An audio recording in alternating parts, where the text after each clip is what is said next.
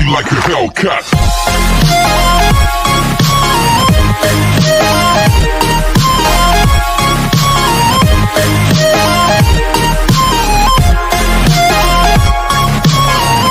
Season की शुरुआत में 20 साल की रीसा नामी एक लड़की दिखाई जाती है जो बहुत ही ज्यादा खूबसूरत होने के साथ साथ मासूम भी है। बहुत से लड़के रीसा पर लाइन मारने की कोशिश करते रहे हैं, लेकिन रीसा ने अभी तक किसी को भी अपना बॉयफ्रेंड नहीं बनाया। एक दिन रीसा एक कॉफी शॉप में अकेली बैठी थी कि एक लड़का उसके साथ आकर बैठ जाता है और जबरदस्ती रीसा को तंग करने लगता है कि वो उसके साथ डेट पर जाए। रीसा को कुछ समझ नहीं आ रही थी कि हिरोटो नामी एक लड़का रीसा के पास आकर ऐसे शो करता है जैसे वो रीसा का बॉयफ्रेंड हो और वो रीसा को लेकर चला जाता है। अब रीसा हिरोटो को इतना हैंडसम देखकर उस पर अपना दिल हार जाती है कि हिरोटो से डिनर के लिए इनवाइट कर लेता है। अब वो एक अच्छे से रेस्टोरेंट में जाते हैं जहाँ रीसा बहुत खुश होने के साथ साथ परेशान भी थी क्योंकि ये उसकी पहली डेट थी। हिरोटो रीसा को ड्रिंक करवा देता है। तो जब अगली सुबह रीसा की आंख होती है तो वो हिरोटो के बेड पर लेटी हुई थी। अब हिरोटो एक 30 साल का बिजनेसमैन है जिसे रीसा पसंद आ गई है। वो दोनों गर्लफ्रेंड और बॉयफ्रेंड बन जाते हैं और एक दूसरे के साथ टाइम गुजारना शुरू कर देते हैं। एक वीक तक जब रीसा का हिरोटो से कोई कांटेक्ट नहीं होता तो वो उसे कॉल करती है जिसमें उसे हिरोटो के पीछे से किसी लड़की की आवाज भी आ रही थी। तो रीसा को उस पर शक होने लगता है। इसके बाद हिरोटो रीसा को मनाकर अपने घर ले जाता है जहाँ दोनों रात के वक्त सब कुछ कर लेते हैं और हिरोटो रीसा को प्रपोज भी कर देता है कि वो उसे बहुत ज्यादा पसंद करने लगा था, जिस पर रीसा बहुत ज्यादा खुश हो जाती है। अगली सुबह जब रीसा उठती है तो उसे हिरोटो पर बहुत ज्यादा प्यार आता है क्योंकि हिरोटो ने अपने हाथों से उसके लिए नाश्ता भी बनाया था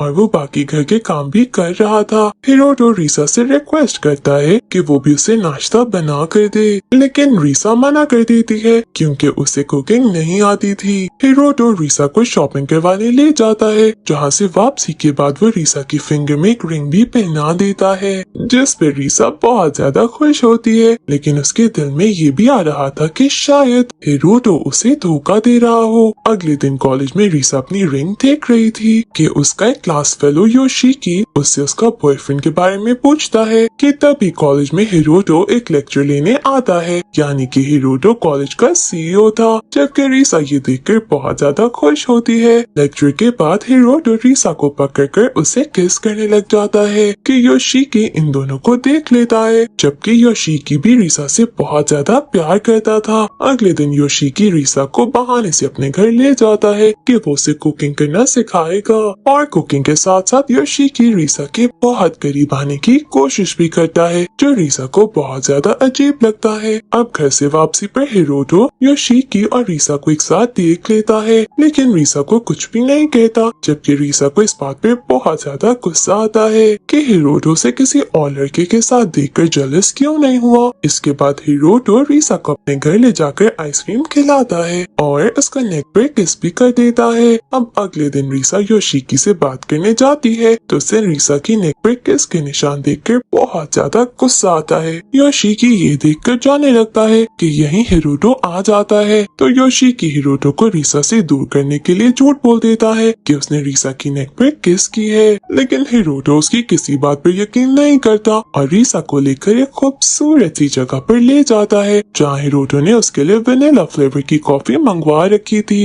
हिरोटो रीसा को बताता है कि उसने एक दफा रेस्टोरेंट में रीसा को ये कॉफी पीते देखा था जहाँ उसे पहली नजर में ही रीसा से प्यार हो गया था और अब उसने ये कैफे स्पेशल रीसा के लिए ही बनवाया है। रीसा ये सुनकर बहुत ज्यादा खुश होती है कि हिरोटो उससे इतना ज्यादा प्यार करता है। उसके बाद हिरोटो और रीसा घर जाते हैं जहाँ हिरोटो ने एक पार्टी रखी हुई थी, लेकिन रीसा पार्टी में आने से मना कर देती है क्योंकि उसने अच्छे कपड़े नहीं पहने हुए थे। तो हिरोटो रीसा को एक रूम में लेकर जाता है जहाँ उसके लिए हर तरह के कपड़े और जूते मौजूद थे। रीसा खुशी खुशी बहुत सारे कपड़े पहन कर चेक करती है तो हिरोटो को एक रेड कलर का ड्रेस पसंद पसंद आता है। अब पार्टी में सब हिरोटो की गर्लफ्रेंड यानी रीसा की बहुत ज्यादा तारीफ करते हैं कि वो बहुत खूबसूरत है। सबसे मिलने के बाद रीसा वॉशरूम जाने लगती है कि उसकी सैंडल की हील टूट जाती है, जो हिरोटो का एक कोलीग टेकाकी ठीक करके रीसा को पहना देता है। अब टेकाकी रीसा को एक कमरे में बंद करके उसे ये बताने की कोशिश करता है कि हिरोटो अपने पास्ट में कैसा था, लेकिन रीसा उसकी कोई बात नहीं सुनती तो टेकाकी गुस्से से उसको जबरदस्ती किस कर देता है। यहाँ हिरोटो रीसा को आकर बचाता है तो रीसा उसे सब कुछ सच सच बता देती है कि टेकाकी ने उसे किस की है, लेकिन हिरोटो रीसा पर बिल्कुल भी शक नहीं करता। हिरोटो को रीसा बहुत ज्यादा प्यारी लग रही थी तो वो उसे किस करने लग जाता है कि अचानक हिरोटो को एक कॉल आती है और वो काम का कहकर यहाँ से चला जाता है। एक वीक तक हिरोटो रीसा से कोई बात नहीं करता और न ही मिलने आता है, जिस वजह से रीसा बहुत ज्यादा परेशान होती है कि शायद हिरोटो से छोड़कर जा चुका है।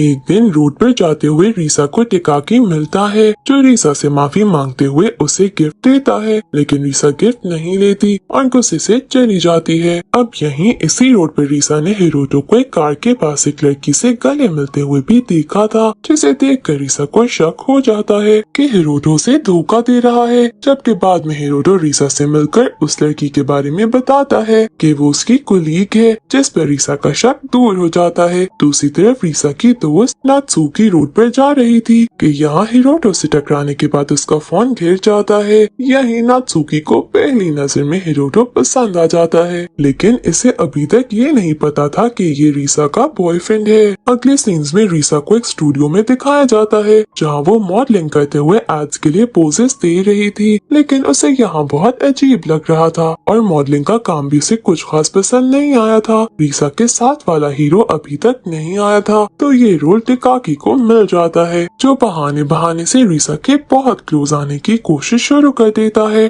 और उसे ये भी बताता है कि वो हिरोटो से उसे छीन लेगा। यही मास्क पहनने एक लड़का आकर टेकाकी को किसी काम के लिए बुलाता है, जिस पर टेकाकी यहाँ से चला जाता है। अब ये लड़का हिरोटो का बॉडीगार्ड था, जो हिरोटो के कहने पर रीसा का ख्याल रखने यहाँ आया था। टेकाकी मास्क के बगैर बॉडीगार्ड को देख लेता है और उसे हिरोटो के लिए एक मैसेज भी देता है कि हिरोटो से टेकाकी से नहीं छीन सकता। इसके बाद रीसा एक रेस्टोरेंट में अपनी दोस्त नात्सुकी से मिलने जाती है, जहाँ नात्सुकी रीसा को अपनी पहली नजर के प्यार के बारे में बताती है कि यही हिरोटो भी आ जाता है और दोनों को पता चल जाता है कि ये रीसा का बॉयफ्रेंड है, जिसे नात्सुकी भी बहुत ज्यादा पसंद करती है। इस पर नात्सुकी का दिल टूट जाता है, लेकिन वो रीसा के साथ बिल्कुल भी नाराज नहीं होती। अब रीसा नात्सुकी को अपने घर ले जाती है, जहाँ नात्सुकी के वॉशरूम में जाने के बाद हिरोटो रीसा से मिलने यहाँ आता है और रीसा के साथ रोमांस करने के बाद चला जाता है। जिसके बाद नात्सुकी रीसा से रिक्वेस्ट करती है कि वो एक दफा अपने और हिरोटो के साथ उसे डेट पर भी ले जाए। तो अगले दिन रीसा के कहने पर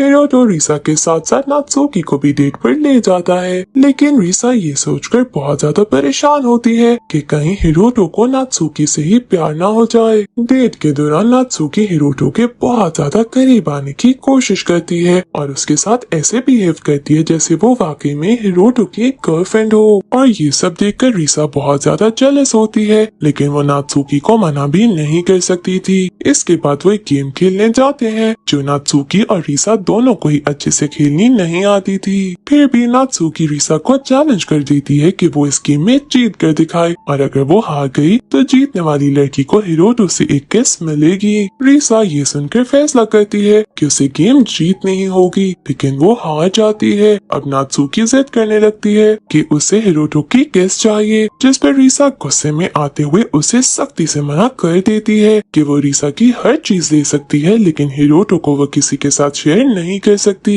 ये सुनकर नात्सुकी को बहुत ज्यादा अच्छा लगता है कि रीसा वाकई हिरोटो से सच्चा प्यार करती है, तो वो खुद ही हिरोटो की किस लेने से मना कर देती है। अब घर जाने पर हिरोटो रीसा को कुछ दिन अकेले रहने का कहता है, क्योंकि वो दूसरी कंट्री जा रहा था। तो रीसा दिन गुजारने के लिए टेकाकी के रेस्टोरेंट में जॉब करना शुरू कर देती है, जहाँ योशिकी भी जॉब करता था। अब सब कुछ ठीक चल रहा था कि एक दिन रीसा योशिकी के साथ कमरे में उसके काम खत्म होने का इंतजार कर रही थी कि अचानक एक लड़का योशिकी को कमरे से बाहर खींचकर खुद अंदर आ जाता है और दरवाजा बंद करने के बाद रीसा को तंग करने लगता है। रीसा उसकी बात नहीं मानती तो वो लड़का चाकू दिखाकर रीसा रीसा को डराना शुरू कर देता है। तो हिरोटो यहीं आकर लड़के की पिटाई करने के बाद रीसा को बचा लेता है। रीसा इस हमले से बहुत ज्यादा डर गई थी और ऐसे उसके साथ हिरोटो से मिलने के बाद ही होने लगा था। हिरोटो रीसा को हौसला देते हुए अपने घर ले जाता है, जहाँ हिरोटो रोमांस करने के बाद रीसा को अपनी लाइफ के बारे में बताता है कि वो हमेशा से अकेला रहता आया है। उसकी पहले कोई गर्लफ्रेंड भी नहीं थी, लेकिन फिर रीसा के आने के बाद उसकी लाइफ बदल गई है। अब उसका दिल करता है कि वो हमेशा हर वक्त रीसा के साथ ही रहे। हिरोटो चाह रहा था कि रीसा अपना सारा सामान लेकर उसके घर शिफ्ट हो जाए, क्योंकि रीसा भी अपने घर में अकेली रहती थी। तो रीसा हिरोटो के घर आ जाती है, तो वो उसे घर के सारे काम करना सिखाता है, जिसके बाद हिरोटो बहुत ज्यादा थक जाता है। लेकिन रीसा उस पर ध्यान नहीं देती और नात्सुकी से मिलने चली जाती है।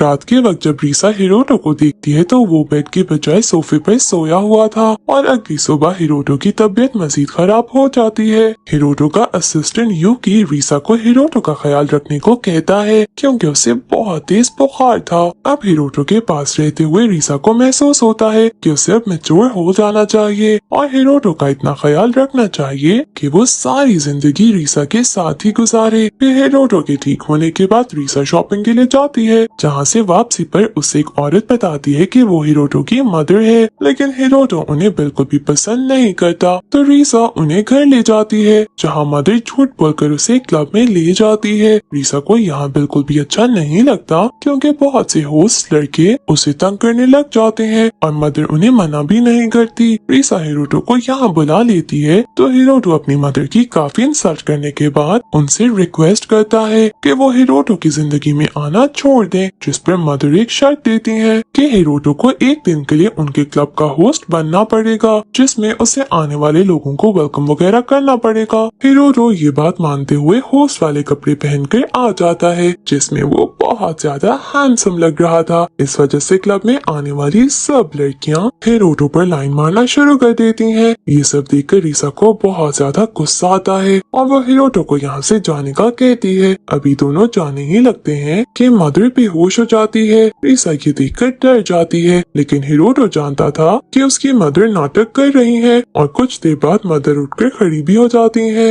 हिरोटो उनसे रिक्वेस्ट करने के बाद रीसा को लेकर यहाँ से चला जाता है कि वो आइंदा उनकी जिंदगी में आने की कोशिश ना करे। अगले दिन हिरोटो का सेक्रेटरी यूकी हिरोटो के घर पर रहने की रिक्वेस्ट करता है कि वो कुछ दिन तक उनके घर रहना चाहता है, जिस पर हिरोटो मान जाता है। लेकिन यूकी ये सोचकर परेशान होता है कि उसकी वजह से रीसा और हिरोटो के दरमियान कोई फासला ना आए, जिस पर हिरोटो से समझा देता है कि वो अपनी मर्जी से जो चाहे वो कर सकता है और उसे हर हाल में रीसा का ख्याल रखना है। क्योंकि रीसा को कोई काम नहीं करने देता, बल्कि किचन का सारा काम भी खुद संभाल लेता है और बाकी घर के काम भी खुद ही करता है। जबकि रीसा को इतना ज्यादा काम करना भी नहीं आता था। उसे महसूस होता है कि यूकी के आने के बाद वो बिल्कुल बेकार हो गई है, क्योंकि यूकी लड़कियों की तरह हिरोटो का ख्याल रख रहा था। अगले दिन हिरोटो किसी काम से बाहर चला जाता है, तो पीछे से रीसा एक कंपनी में इंटरव्यू देने के लिए तैयार होती है और साथ ही यूकी को मना कर देती है कि वो हिरोटो को कुछ मत बताए। रीसा के जाने के बाद यूकी भी उसके पीछे उसे छोड़ने चला जाता है और रोड पर रीसा को एक एक्सीडेंट से बचाने के बाद उसे बहाने से हक कर लेता है। ये सब रीसा को बहुत अजीब लगता है, लेकिन वो यूकी को कुछ भी नहीं कहती। घर वापस आने के बाद रीसा को कंपनी से कॉल आती है कि वो सिलेक्ट हो गई है और उसे इस जगह पर आकर उसे मिलना है। रीसा खुशी खुशी जाने लगती है, तो यूकी फोन से चेक करके उसे बताता है कि ये कॉल कंपनी से नहीं आई थी, क्योंकि उन्होंने पहले ही रीसा को रिजेक्ट कर दिया हुआ है, बल्कि ये कॉल किसी और ने रीसा को फंसाने के लिए की है। यहीं यूकी अचानक रीसा पर गुस्सा होते हुए उसे सोफे पर गिरा देता है और जबरदस्ती करते हुए उसे ऑफर देता है कि वो हिरोटो को छोड़कर उसके पास आ जाए, वरना वो उसके साथ कुछ गलत कर लेगा। लेकिन रीसा कहती है कि वो हिरोटो को नहीं छोड़ेगी, चाहे उसके साथ जो कुछ भी कर लिया जाए। ये सुनकर यूकी बहुत ज्यादा खुश होता है, क्योंकि वो रीसा का टेस्ट कर रहा था कि वो हिरोटो की गर्लफ्रेंड बनने के काबिल है या नहीं। इसके बाद रीसा मार्केट जा रही थी कि एक किडनैपर उसे किडनैप करके ले जाता है और हिरोटो को बहुत ज्यादा पैसे देने को कहता है, जिस पे हिरोटो की किडनैपर से लड़ाई हो जाती है और वो बहुत ज्यादा जख्मी हो जाता है। घर वापस आने के बाद रीसा सोचती है कि उसकी वजह से अब तक हिरोटो का बहुत नुकसान हो गया है, तो वो उसे छोड़कर चली जाती है। हिरोटो को घर में रीसा की एंगेजमेंट रिंग वार्निंग और लेटर मिलता है कि वो हमेशा के लिए उससे दूर जा रही है। ये देखकर हिरोटो रीसा को रोकने के लिए नहीं जाता और न ही उससे कांटेक्ट करने की कोशिश करता है, क्योंकि वो समझ रहा था कि रीसा अपनी खुशी से गई है। दूसरी तरफ रीसा बहुत ज्यादा उदास होती है। अपनी दोस्त नात्सुकी से मिलकर उसे बताती है कि वो अब किसी भी लड़के से अरेंज मैरिज कर लेगी, जिस पर नात्सुकी उसे समझाती है कि उसे हिरोटो के पास वापस चले जाना चाहिए, क्योंकि हिरोटो जैसा कोई और लड़का उसे नहीं मिल सकता। लेकिन रीसा इनकार कर देती है।